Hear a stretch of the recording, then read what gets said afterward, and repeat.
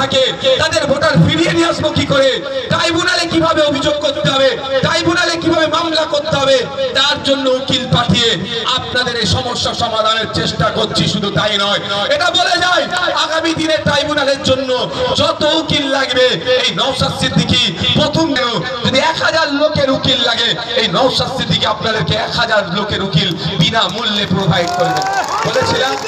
এখন উকিলের দিয়ে ট্রাইব্যুনালে অ্যাপ্লাই করছেন, ট্রাই করছেন, আমাদের মাধ্যমে 1 টাকা কারো লেগেছে? যা কথা দিয়েছিলাম বাস্তবে মিলছে তো? কিন্তু আমার প্রশ্ন এখানে 1-2টো প্রশ্ন। তো যদি মনে করেন যে নওশাদ সিদ্দিকীকে আমাদের লাগবে, আগামী দিনে আমরা বিপদে আপদে পড়লে মাদ্রাসা মসজিদ ঈদগাহ কবরস্থানের জায়গা কেড়ে নিতে চাইছে, অন্য কোন বিধায়ক আমাদের হয়ে কথা বলেনি, সব মুখে লিকোপ্লাস্ট লাগিয়ে আছে। ওই সময় নওশাদ সিদ্দিকী সুপ্রিম কোর্টে গিয়ে মামলা করে আপনার দাদুর কবর, বাপের কবর, নানার কবর, নানির কবর, ঈদগাহ কবরস্থানটা এখনো সুরক্ষিত রেখেছে। তাই নওশাদ সিদ্দিকীকে আমাদেরই লাগবে। আগামী দিনে যদি কোনো কৌশল করে আমাদের উপরে কোনো অত্যাচার না হয় তাহলে নওশাদ সিদ্দিকী বিগত দিনের নাই বুক চিতিয়ে সামনে দাঁড়াবে। যদি এটা মনে করেন যে আমাদের প্রতিনিধি হিসাবে নওশাদ সিদ্দিকী ভাইজান চায় তাহলে 29 এপ্রিল খাম চিহ্নে ভোট দিয়ে আমাকে জিতিয়ে আবার বিধানসভার মধ্যে। আর যদি মনে করেন যে নওশাদ ভাইজানের থেকেও ভালো কোনো প্রার্থী আছে তাহলে আপনাদের বলবো তাকে বিপুল ভোটে জয়যুক্ত করে বিধানসভার মধ্যে পাঠান, কিন্তু এই নটোরিয়াস ক্রিমিনালকে পাঠাবেন না।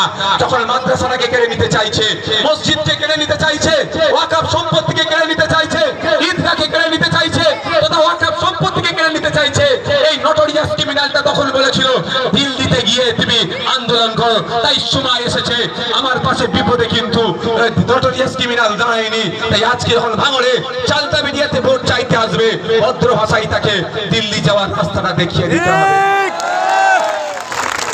শুধু তাই না, আপনি দলিত, আপনি আদিবাসী, আপনার অধিকার কেড়ে নিচ্ছে রাজ্য সরকার, কোনো কথা বলার নেই কেউ। 18 জনের মতো আদিবাসীদের বিধায়ক আছে, 68 জনের মতো দলিত সমাজ থেকে বিধায়ক আছে, কেউ ফেক এসটি সার্টিফিকেটের বিরুদ্ধে কথা বলে না। এই নওশাদ সিদ্দিকী তার বিরুদ্ধে কথা বলছে। যদি মনে হয় আগামী দিনে দলিত, আদিবাসী, হিন্দু, মুসলমান, কৃষক, ছাত্র, যুবক থেকে শুরু করে নারী পুরুষ নির্বিশেষে, সরকারি কর্মচারী, প্যারা টিচার থেকে সিভিক ভলেন্টিয়ার, প্রত্যেকটা মানুষের অধিকারের জন্য যেভাবে বিগত 5 বছর বিধানসভার মধ্যে, বিধানসভার বাইরে মানুষের জন্য লড়াই করে গিয়েছে ভাঙড়ের বিধায়ক, আগামী 5 বছর লড়াই করা দরকার। আর দরকার তাহলে বলবো আসুন আমার হাতকে শক্ত করুন, কারো প্ররোচনায় পা দেওয়ার দরকার নয়। বিরিয়ানির প্যাকেট 500 টাকা শাড়ি উপহার দিলেও গ্রহণ করবে, ছাড়বেন না, কিন্তু ভোটটা সকাল সকাল গিয়ে খাম চিহ্নে দেবেন, কারো প্ররোচনায় পা দেবেন না। এখন আপনাদের এলাকায় একটা বড় নেতা ছিল, খুঁজে পাওয়া যাচ্ছে না মার্কেটে, বুঝতে পারছেন? বুঝতে পারছেন? এই ধরনের নেতাদেরকে দিয়ে নিয়ে সব কাজ করায়। আচ্ছা, 2021 থেকে 23 ভাঙড়ে খুনোখুনি হয়েছে, কেউ বলতে পারবেন? 23-এ যেই সরকার সাহেব দায়িত্ব পেল সেই খুনোখুনি শুরু হয়ে গেল। তাহলে এদেরকে খুনি বানালোটা কে? কে খুনি বানিয়েছে? ভাঙড়ের তৃণমূলের নেতাদেরকে খুনি বানালো কে? ভাঙড়ের তৃণমূলের নেতাদের বলতে একটু বুঝুন, বুঝার জিনিস। যদি আপনার বিবেক বোধ থাকে, নিজের ঠান্ডা মাথায় চিন্তা করুন, ক্যানিং পূর্ব থেকে এখানে এসে কলকারি নাচছে আর আপনাকে খুনি বানিয়ে দিয়ে পালাচ্ছে। তাই সময় এসেছে ওই সমাজ বিরোধীকে আমরা, কে তৃণমূল, কে সিপিএম, কে আইএসএফ, কে কংগ্রেস, কে বিজেপি দেখার দরকার নাই। ভাঙড় থেকে বিতাড়িত করব, তারপরে যে যার রাজনৈতিক পরিচয় ফিরে যাব। আমরা শান্তির সাথে, সৌজন্যতার সাথে, ঐক্যের সাথে, সম্প্রীতির সাথে আমরা রাজনীতি করব। যার যাকে ভালো লাগে ভোট দিয়ে জিতাবে। কিন্তু এখন আমাদের চক্ষু প্রত্যেকের অপরিহার্য হয়ে গিয়েছে যে নটোরিয়াস ক্রিমিনালটাকে ভাঙড়ের জায়গা দেওয়া যাবে না, কারণ ওখানে জায়গা দিয়েছে।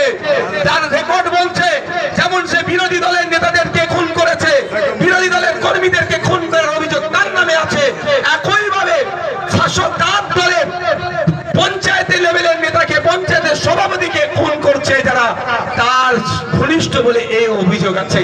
তাই সুতরাং ওকে যদি এখানে সুযোগ দেয়া হয়, এখানকার মানুষ মাটিকে জ্বালিয়ে ফেলবে, এখানকার মায়েদেরকে চোখের পানিতে ভাত খাওয়াবে, এখানকার বোনেদেরকে স্বামী হারা করাবে। সে তৃণমূলের হতে পারে, বিরোধী দলের হতে পারে। এটা ভাববেন না মাইকের আওয়াজ যাচ্ছে, যা করবে আইএসএফ এর করবে, অতটা সহজ নয়।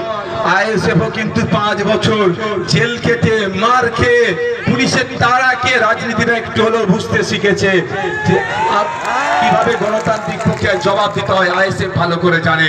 কি হবে মধ্যখানে তৃণমূলের লোককে ওরাই খুন করে আইএসএফ এর নামে চাপানোর চেষ্টা করবে, সুতরাং তৃণমূল বেশি ক্ষতিগ্রস্ত হয়ে যাবে। তাই তৃণমূল যারা করেন মাইকের আওয়াজ যাচ্ছে যে মিডিয়ার মাধ্যমে জানতে পারেন, তাদেরকেও বলবো এই নির্বাচনে একটা ভোটও জোড়া ফুলে দেবেন না, অনুরোধ করছি। জোড়া ফুলে আপনি আপনার ভোটটা দিলে আপনার বিপদ আপনি নিজেই ডেকে আনবে, যে খাল কেটে কুমির আনা টাইপের হয়ে যাবে। তাই অনুরোধ করছি ওই নোটোরিয়াস ক্রিমিনাল থেকে এখান থেকে বিদায় দিন।